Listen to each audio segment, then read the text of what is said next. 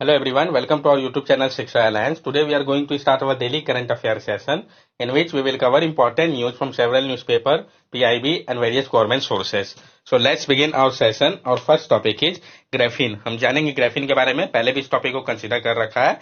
India need to catch up in the research and production of graphene, a revolutionary material with numerous application. India को जरूरी है speed up करने के research and production को graphene को लेके, क्योंकि एक रिवोल्यूशनरी मटेरियल है जिसका बहुत सारा एप्लीकेशन है. Graphene is a one atom thick layer of carbon atom arranged in an hexagonal lattice. It is the thinnest, strongest and most conductive material in the world, which also being flexible, transparent and impermeable to gases. It was discovered in 2004, but it has been difficult to produce high grade large scale graphene. Graphene जो है आपका वो one atom thick layer है carbon atom का, जो कि arrange है hexagonal lattice के रूप में. ये थिनेस्ट, स्ट्रॉन्गेस्ट और मोस्ट कंडक्टिव मटेरियल है वर्ल्ड का, जो कि फ्लेक्सिबल भी है, ट्रांसपेरेंट भी है और इम्परमिएबल भी है गैसेस को लेके. इसको डिस्कवर किया गया था 2004 में, लेकिन काफी कठिन है प्रोड्यूस करना high grade large scale graphene को. एप्लीकेशन की अगर हम इसकी बात करें तो electronics, sensor, display, solar panel, battery, super capacitor, composite, aerospace etcetera, इन सारे सेक्टर में इसका एप्लीकेशन है, उपयोग है. तो आप समझ सकते हैं कितना इंपॉर्टेंट मटेरियल हो गया. मार्केट साइज की अगर हम बात करें तो global graphene market was valued at over $175 million in 2022 and is expected to grow at a CAGR of over 46% between 2023 to 2030. जो ग्लोबल ग्राफीन का मार्केट है उसका वैल्यू निकाला गया है अप्रोक्सीमेटली $175 million का था 2022 पे, और एक्सपेक्ट किया जा रहा है कि इसमें बढ़त देखा जाएगा. CAGR जो आपका होगा वो 46% का होगा 2023 से 2030 के दौरान.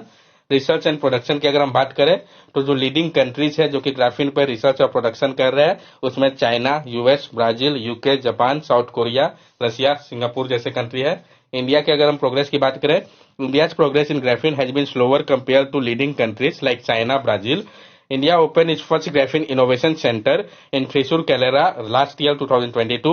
Tata Steel has succeeded in growing graphene about 50 micrometer large domain using annealing and extracting atomic carbon from steel surface. IIT Roorkee incubated Log9 has patented a technology for graphene based ultra capacitor.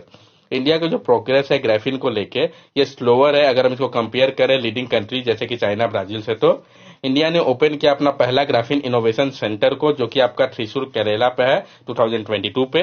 Tata steel ने succeeded किया grow करने में graphene को, जो कि आपका 50 micrometer large domain का है, उपयोग करके एनिलिंग का और एक्सट्रैक्ट करके एटॉमिक कार्बन को स्टील सरफेस से.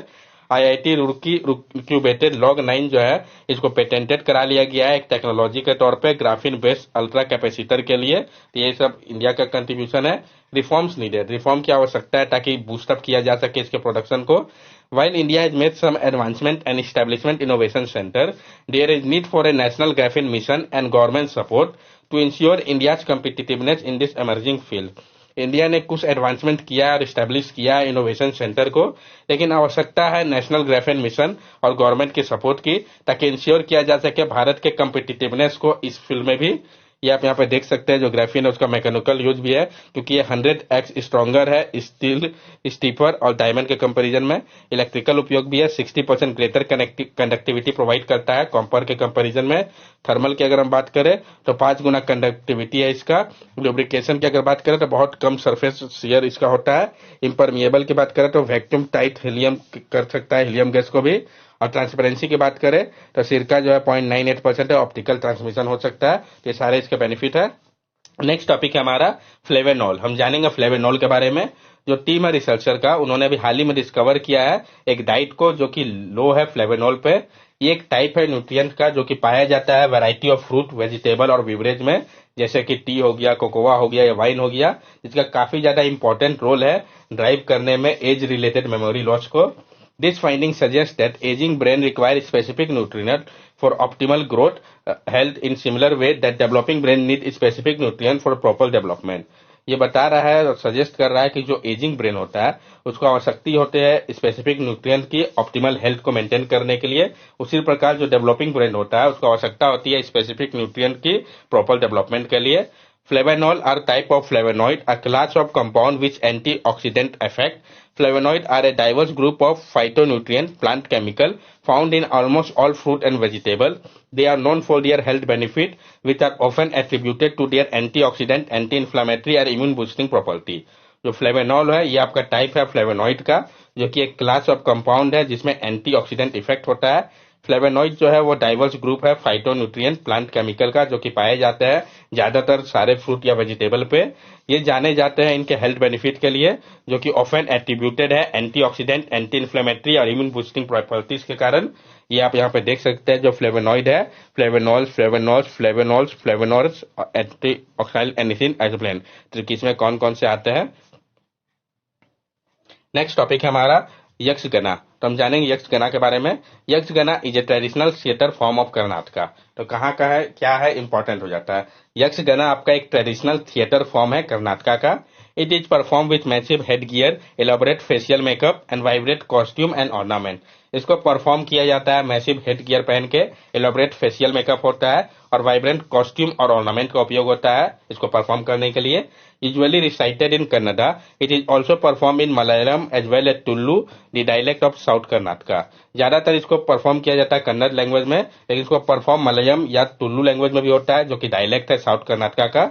It is perform with percussion instrument like chenda, maddalam, jagate और चेंगिला, किम्बल्स, चक्रताला और इलाथमम स्मॉल किम्बल्स। इसको परफॉर्म किया जाता है बहुत सारे प्रिकॉशन इंस्ट्रूमेंट के मदद से, जैसे कि आपका सेंडा हो गया, मदलम हो गया, जगता हो गया या जिसको चेंगिला किम्बल्स भी कहते हैं, चक्रातला या इलाथलम हो गया जिसको हम स्मॉल किम्बल्स भी कहते हैं। क्या फीचर्स है इसका यक्षगना का। It was perform by a special community known as Jakkula Varu in the royal court of the Vijayanagara dynasty. इसको परफॉर्म किया जाता था स्पेशल कम्युनिटी के द्वारा, जिसको कि हम जकुला वरु कहते हैं, जो कि रॉयल कोर्ट में थे विजयनगर डायनेसिटी के। The word Yakshagana is derive from the name Aata Bayalata कैलिके and दसौतारा। जो वर्ड है यक्षगना ये डिराइव हुआ है, जो नाम था आपका आता बयलाता, कैलिके और दसौतारा से। The dance form of यक्षगना has been divided into two group by intellectual and researcher। और जो डांस फॉर्म है यक्षगना का उसको डिवाइड किया गया है दो ग्रुप में, इंटेलेक्चुअल और रिसर्चर के द्वारा। जो पहला कैटेगरी है उसको मूडा लोपाया कहा गया है, जो कि इनकम्पास करते हैं ईस्टर्न साइड ऑफ कर्नाटका को। और जो सेकंड आपका जिसको कि पडुप लोपाया कहा गया है, सेकंड कैटेगरी को यक्षगना का, जो कि इंक्लूड करता है वेस्टर्न पार्ट को कर्नाटका का, साथ साथ उडुपी, कसरागोड और उत्तर कन्नड़ एरिया को। नेक्स्ट टॉपिक है हमारा मेकाडातु डैम प्रोजेक्ट। हम जानेंगे इसके बारे में। पहले भी इस टॉपिक को कई बार हम लोगों ने कंसीडर कर रखा है, फिर से न्यूज पे आया, ये काफी ज्यादा इंपॉर्टेंट हो जाता है। Mekedatu dam project located in the Ramanagara district of Karnataka has spark a long running dispute between Karnataka and Tamil Nadu. तो जो मेकाडातु डैम प्रोजेक्ट है, जो कि आपका कहाँ लोकेटेड है, रामनगर डिस्ट्रिक्ट में कर्नाटका के। ये इंपॉर्टेंट है कहाँ लोकेटेड है और किस स्टेट के साथ डिस्प्यूट हो रहा है इसको लेके। इसके कारण फिर से डिस्प्यूट जो है कर्नाटका और तमिलनाडु के बीच में राइज हो गया है। Mekkadatu Dam Project. The project aimed to build a dam and reservoir on the Kaveri River to supply drinking water to Bengaluru and replenish groundwater. It also aims to generate 400 megawatt of power. The Karnataka government approved the project in 2017. ये जो project है इसका मकसद है build करना dam को और reservoir को कावेरी रिवर के ऊपर, ताकि सप्लाई किया जा सके ड्रिंकिंग वाटर को बेंगलुरु के लिए और रिप्लेनिश किया जा सके ग्राउंड वाटर को। इसका मकसद है साथ साथ कि जनरेट किया जाए 400 मेगावाट पावर को भी। कर्नाटका गवर्नमेंट ने अप्रूव कर दिया था प्रोजेक्ट को 2017 में ही। रीजन फॉर अपोजिशन, क्या रीजन दिया गया है इसके अपोजिशन के पीछे।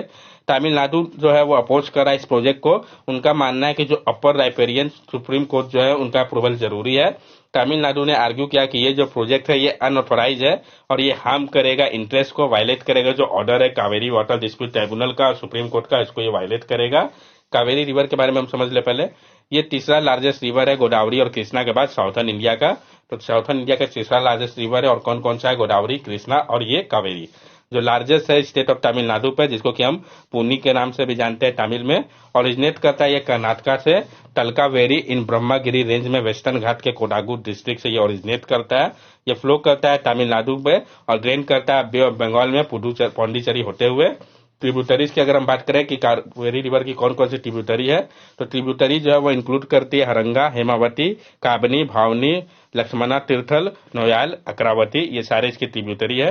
डिस्प्यूट क्या है? डिस्प्यूट जो है आपका वो काफी पुराना है, एग्रीमेंट को लेके जो 1892 में हुआ था और 1924 पे, और ये रिवॉल्व कर रहा है जो मेन प्रिंसिपल था कि जो अपर राइपेरियन स्टेट है जैसे कि कर्नाटका हो गया, ये इसको ऑब्टेन करना होगा जो कॉन्सेंट है लोअर राइपेरियन स्टेट यानी तमिलनाडु से, अगर कोई कंस्ट्रक्शन एक्टिविटी करना है रिवर पे। तो 1990 पे कावेरी वाटर डिस्प्यूट ट्राइब्यूनल को स्टैब्लिश किया गया ताकि रिजॉल्व किया जा सके मैटर को, और 2007 में इसने इश्यू किया अपने फाइनल ऑर्डर को वाटर शेयरिंग को लेके। सुप्रीम कोर्ट ऑफ इंडिया ने अपहेल्ड किया ऑर्डर को 2018 में और रिड्यूस कर दिया कर्नाटका के एलोकेशन को जो वाटर था तमिलनाडु के लिए। वे फॉरवर्ड क्या हो सकता है? तो कॉपरेट करना होगा और कोऑर्डिनेट करना होगा जो स्टेट जिनको आवश्यकता है। बेसिन लेवल प्लानिंग जो है सस्टेनेबल और इकोलॉजिकली वायबल सॉल्यूशन हो सकता है। फोकस करना होगा वाटर कंजर्वेशन मेजर्स के ऊपर जैसे कि एफोरेस्टेशन, माइक्रो इरिगेशन हो गया। इंक्रीज करना होगा वाटर यूज एफिशिएंसी को और प्रमोट करना होगा वाटर स्मार्ट स्ट्रेटेजी को ताकि जो प्रॉब्लम है वो सॉर्ट आउट हो सके। ये आप देख सकते हैं जो प्रोजेक्ट की बात कही गई है। नेक्स्ट टॉपिक है हमारा साइटेज 2.0। तो हम जानेंगे साइटेज 2.0 के बारे में। Union government approved the city investment to innovate, integrate and sustain CITIIS 2.0 program that seek to support project promoting a circular economy with a focus on integrated waste management in the city level. किसने approve किया है? तो union government ने approve कर दिया है city investment to innovate, integrate and sustain CITIIS 2.0 program को, जो कि सपोर्ट करेगा प्रोजेक्ट को जो प्रमोट कर रहा है सर्कुलर इकोनॉमी को। इसका फोकस होगा इंटीग्रेटेड वेस्ट मैनेजमेंट के ऊपर सिटी लेवल पे। ये जो प्रोग्राम है ये फोकस कर रहा है कि सपोर्ट करेगा कम्पिटिटिवली सिलेक्टेड प्रोजेक्ट को, प्रमोट करेगा सर्कुलर इकोनॉमी को, जिसका फोकस होगा इंटीग्रेटेड वेस्ट मैनेजमेंट के ऊपर सिटी लेवल पे। क्लाइमेट ओरिएंटेड रिफॉर्म एक्शन लेगा ये स्टेट लेवल पे, और इंस्टीट्यूशनल को मजबूत करेगा और नॉलेज डिसमिनेट करेगा नेशनल लेवल पे। साइटेज 1.0 के बारे में भी हम जान ले। जो साइटेज जो था ये सब कंपोनेंट था आपका स्मार्ट सिटी मिशन का ही। ये जॉइंट प्रोग्राम था ministry of housing and urban affair और Agence Française development European union and national institute of urban affair का। साइटेज 1.0 को लॉन्च किया गया था 2018 में और असिस्ट किया था इसने 12 सिटी को पूरे भारत में सस्टेनेबल अर्बन इंफ्रास्ट्रक्चर प्रोजेक्ट के लिए। नेक्स्ट टॉपिक है हमारा electronic repair servicing outsourcing ERSO। तो हम जानेंगे इसके बारे में, पीआईबी के मुझे काफी इंपॉर्टेंट हो जाता है। Electronic repair services outsourcing ERSO MeitY launched a pilot project on electronic repair services outsourcing to make India global repair capital. तो जो ministry of information and technology है उन्होंने लॉन्च किया है एक पायलट प्रोजेक्ट को electronic repair service outsourcing ERSO को, ताकि इंडिया को ग्लोबल रिपेयर कैपिटल बनाया जा सके। Through ERSO scheme, India hope to capture 20% of the global repair service market, currently value $100 billion in 5 years. At present, India revenue from repair services is about $350 million. और ERSO scheme के माध्यम से India आशा कर रहा है कि वो capture कर लेगा 20% जो ग्लोबल रिपेयर सर्विस मार्केट है, जिसका करंट वैल्यू $100 बिलियन का 5 ईयर का। और प्रेजेंटली इंडिया का जो रेवेन्यू है रिपेयर सर्विस है वो $350 मिलियन का है। क्या सिग्निफिकेंस है इसका? तो रेवेन्यू पोटेंशियल इसका अच्छा खासा रेवेन्यू पोटेंशियल है। एक्सटेंशन ऑफ डिवाइस लाइफ, इससे जो डिवाइस का लाइफ है वो एक्सटेंड हो जाता है। प्रमोट सर्कुलैरिटी, ये प्रमोट करता है सर्कुलैरिटी को, एम्प्लॉयमेंट प्रोवाइड कर रहा है। बूस्टिंग डोमेस्टिक मैन्युफैक्चरिंग, जो डोमेस्टिक मैन्युफैक्चरिंग उसको ये बूस्ट कर रहा है। राइट टू रिपेयर, जो राइट टू रिपेयर इसके बारे में हम जान ले। राइट टू रिपेयर जो है ये रिफर करता है गवर्नमेंट लेजिस्लेशन को, जिसका मकसद है अलाउ करना कंज्यूमर को कि उनका अधिकार है वो रिपेयर करा सकते हैं, मॉडिफाई करा सकते हैं अपने कंज्यूमर इलेक्ट्रॉनिक डिवाइस को। अदरवाइज क्या था, जो मैन्युफैक्चरर थे उस टाइप के डिवाइस के वो रिक्वायर करते थे कंज्यूमर को कि वो यूज करे सिर्फ उनके ऑफर सर्विसेज को ही। When customer buy a product, it is inherent that they must own it completely, for which consumer should be able to repair and modify the product with ease and at a reasonable cost, without being captive to the whims of manufacturer for repair. जब customer by करते हैं product को तो ये inherent है कि वो completely पूरे तरीके से उनका अधिकार हो जाता है उसके ऊपर। इस कारण जो कंज्यूमर है उसको रिपेयर करा सकते हैं, मॉडिफाई करा सकते हैं प्रोडक्ट को आसानी के साथ, रीजनेबल कॉस्ट पे, बिना कोई कैप्टिव हुए मैन्युफैक्चरर के रिपेयर्स के लिए। इस कारण इसको लाया गया। जो आइडिया है ओरिजिनली ये ओरिजिनेट किया था यूएसए से, जहां पे motor vehicle owner right to repair act 2012 था, जो कि रिक्वायर करता था मैन्युफैक्चरर को कि वो प्रोवाइड करे नेसेसरी डॉक्यूमेंट को और इन्फॉर्मेशन को, जो अलो करेगा किसी को भी कि वो रिपेयर कर सकते हैं अपने व्हीकल को। That's all for daily current affair session. अगर आपको हमारी वीडियो अच्छी लगी हो तो हमारे चैनल सब्सक्राइब करें, हमारे वीडियो को लाइक करें और ज्यादा से ज्यादा शेयर करें। These are our social media link. From here also you can stay connected with us and give us your valuable feedback. Thank you and have a nice day.